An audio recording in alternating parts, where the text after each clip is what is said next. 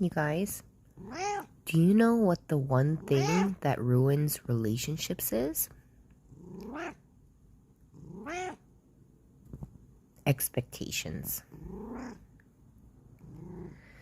I know that it's really easy for us to have expectations, of our friends, family, coworkers, significant others, and having those kind of expectations can actually ruin a relationship.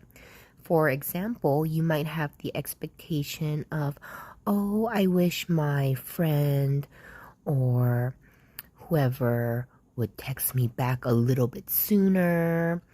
You know, it's been 30 minutes, or it's been 2 hours or 3 hours, or I wish they would call me more often. You know, you might have thoughts such as, well, I called them, 1 week ago and they haven't called me back yet. They haven't called to check up on me. Or I texted them a few hours ago and, they haven't responded back yet. Or it might be something like you're going on a walk with your friend and you want to walk 2 miles and your friend wants to walk half a mile. Then you may have certain expectations that you would like from them. And then, you might hint at it and, let them know, hint, hint, it would be nice if we could do this. But that hinting, when it gets a little bit excessive, can become a little bit manipulative. It could be a little bit emotionally manipulative. And at times when it's pushed too hard, it's just flat out coercion, right? And that's like in extreme cases. For example, tomorrow is Valentine's Day, and you might have expectations like, oh, I wish, I could get this, I could receive that, and such. But the thing about expectations is that when certain expectations aren't met, then that leads to disappointment, and then that disappointment eventually leads to resentment.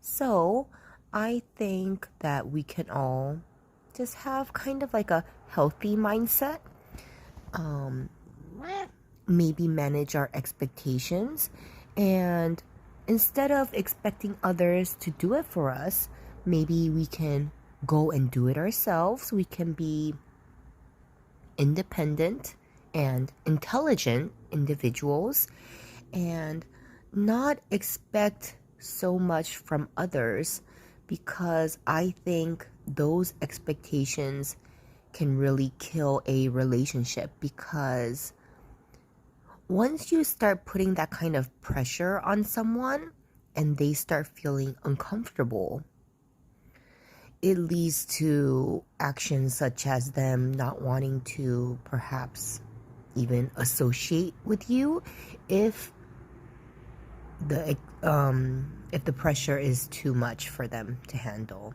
They might start distancing you. For example, I went to the vet last Saturday and I saw a cat that was being held like a baby by their owner.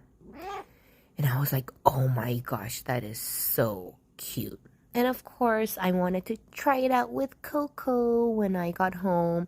And, Coco doesn't normally like being lifted up from the floor. So, since I haven't held her like a baby for 13 years, she's like, what the heck's going on?